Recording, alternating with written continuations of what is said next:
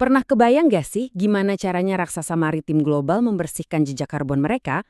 Maksud saya, ini bukan sekedar mengganti lampu jadi LED kan? Halo semuanya, yuk langsung kita bedah topik kita hari ini. Kita bakal menelusuri langkah Yangming Marine Transport, salah satu nama raksasa di dunia pelayaran yang lagi bermanuver melewati tantangan paling monumental dalam sejarah industri modern. Kita sedang bicara soal perombakan total, dari industri yang tadinya sangat haus bahan bakar fosil menjadi sesuatu yang hijau, bersih dan berkelanjutan.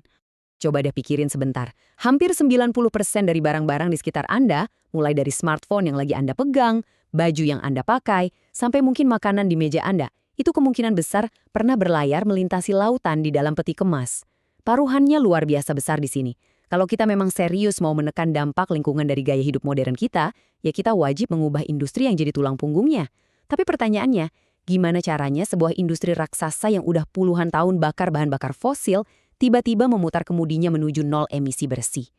Nah, biar kebayang seberapa mendesaknya isu ini, mari kita bicara angka. Industri pelayaran global itu menyumbang sekitar 3% dari total emisi gas rumah kaca di seluruh dunia. 3%. Kedengarannya kecil banget ya.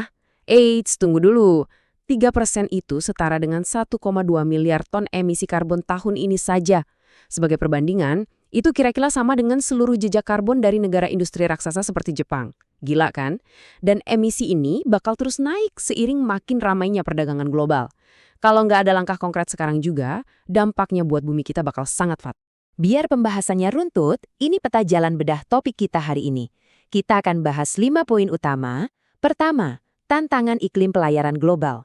Kedua, strategi dekarbonisasi Yangming. Ketiga, peningkatan armada hijau.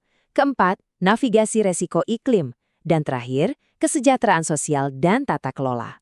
Oke, kita mulai dari bagian pertama, tantangan iklim pelayaran global dan badai regulasinya. Ya, saat ini industri pelayaran udah nggak bisa santai-santai lagi. Soalnya, organisasi besar seperti IMO dan Uni Eropa nggak cuma ngasih imbauan ramah lingkungan lagi, tapi udah ngasih ancaman denda finansial gede-gedean, bahkan larangan masuk ke pelabuhan Eropa buat kapal yang membandel. Menariknya, Bapak Cai Fengming, Chairman Yangming, sangat belak-belakan soal betapa beratnya realitas finansial ini. Beliau bilang, transisi ke energi hijau itu bukan urusan gampang. Bahan bakar masa depan, kayak metanol hijau atau e-metana, itu biaya produksinya bisa 1,5 sampai 4 kali lipat lebih mahal dari bahan bakar biasa. Belum lagi butuh miliaran dolar buat merombak kapal dan infrastruktur pelabuhan. Jadi ya, ini transisi yang super kompleks secara teknologi dan pastinya butuh modal yang nggak main-main. Lanjut ke bagian 2, strategi dekarbonisasi Yangming. Jadi, menghadapi tekanan sebesar itu, apa cetak biru mereka? Yangming ternyata nggak cuma pasrah nunggu bahan bakar ajaib tiba-tiba nongol di pasaran. Mereka bikin rencana yang super rapi. Mereka pakai tahun 2021 sebagai garis start atau tahun dasar. Terus, mereka pecah target raksasa ini jadi langkah-langkah yang realistis. Di tahun 2025 ini, target awal mereka adalah nekan emisi cakupan 1, ini emisi langsung dari mesin kapal, dan cakupan 2, emisi dari listrik gedung mereka sebesar 1%. Kelihatannya kecil ya, tapi ini fondasi yang krusial banget.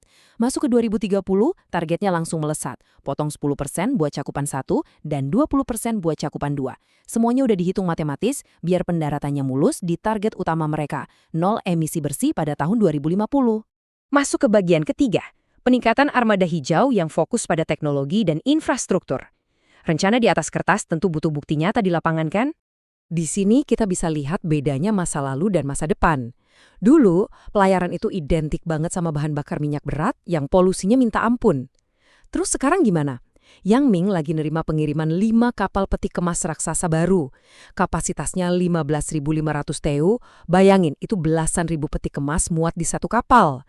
Dan kapal-kapal ini, seperti YM Will Power, pakai teknologi bahan bakar ganda LNG. Mereka bakar udah sukses isi bahan bakar LNG perdana di Singapura.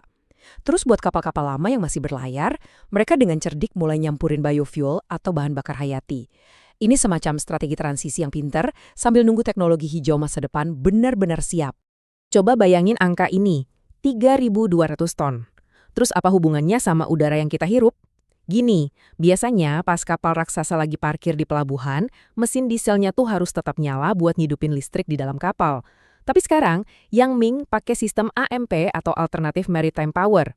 Kasarnya, mereka tinggal narik kabel dan nyolok kapal raksasa itu ke jaringan listrik pelabuhan, persis kayak kita ngecas HP di rumah. Cuma gara-gara aksi nyolok kabel ini aja, tahun lalu mereka berhasil menghemat 3.200 ton bahan bakar. Dampak langsungnya, mereka menghilangkan 4.800 ton polusi gas rumah kaca dari udara. Otomatis, udara di sekitar pelabuhan jadi jauh lebih segar buat warga sekitar. Sekarang kita di bagian keempat, navigasi risiko iklim dengan menggunakan penilaian TCFD. Karena mengurus pelayaran sekarang bukan cuma soal teknis kapal, tapi juga soal bertahan hidup. Mereka pakai standar TCFD buat membedah dua ancaman utama. Coba bayangin situasi ini. Di satu sisi ada risiko fisik. Cuaca makin ekstrim, topan makin ganas, bikin pelabuhan tutup, jadwal molor, dan kapal terpaksa muter rute yang akhirnya bakar lebih banyak bahan bakar. Di sisi lain ada resiko transisi. Ini dari segi regulasi dan ekonomi. Kayak pajak karbon dari Eropa yang bikin pusing, sampai mahalnya modal buat beli kapal hijau yang baru. Bener-bener aksi menyeimbangkan manajemen resiko yang bikin deg-degan banget. Terus solusinya apa dong? Nah, praktiknya ada 3. Pertama, mereka pakai software rute cuaca canggih buat ngehindarin badai. Pinter kan? Kedua, mereka pasang batas daya mesin atau EPL di seluruh armada mereka. Analoginya gini, ini sama kayak Anda sengaja jalan stabil di jalan tol, biar bensin mobil lebih irit, alih-alih ngebut tapi boros. Dan yang ketiga, mereka sadar nggak bisa kerja sendirian. Jadi mereka investasi dan gabung di aliansi rantai pasokan hijau bernama Silk Alliance, bareng pemain industri lainnya buat bikin koridor pelayaran yang benar-benar bersih. Sampai kita di bagian kelima, kesejahteraan sosial dan tata kelola. Karena, keberlanjutan sejati itu jauh melampaui urusan teknis dan hitung-hitungan karbon. Ini bagian yang menurut saya paling keren, tahu nggak sih? Yang Ming itu sengaja memelankan laju kapal mereka di area perairan tertentu, murni buat melindungi paus biru yang lagi terancam punah dari risiko tabrakan dan stres gara-gara suara bising kapal. Aksi epik ini sampai bikin mereka diganjar penghargaan Sapphire dari NOAA di Amerika. Nggak cuma itu, mereka juga masuk top 100 perusahaan teladan berkelanjutan, rajin membina talenta anak-anak sekolah kejuruan lokal, dan punya target serius buat ngisi sepertiga kursi dewan direksi mereka dengan perempuan, biar tata kelolanya makin inklusif. Ini baru yang namanya keberlanjutan secara utuh. Pada akhirnya, dari bedah topik kita hari ini, kelihatan jelas kalau dekarbonisasinya Yang Ming itu ngasih kita gambaran masa depan ekonomi dunia. Barang-barang yang kita beli ke depannya bakal dikirim dengan cara yang jauh lebih bersih. Jadi, saat bahan bakar alternatif mulai mengubah wajah perdagangan global, saya mau ninggalin satu pertanyaan penting buat Anda renungkan. Apakah rantai pasokan bisnis Anda udah benar-benar siap buat menghadapi revolusi maritim hijau ini? Terima kasih udah ngikutin sesi penjelasan kita hari ini. Sampai ketemu di bedah topik menarik berikutnya.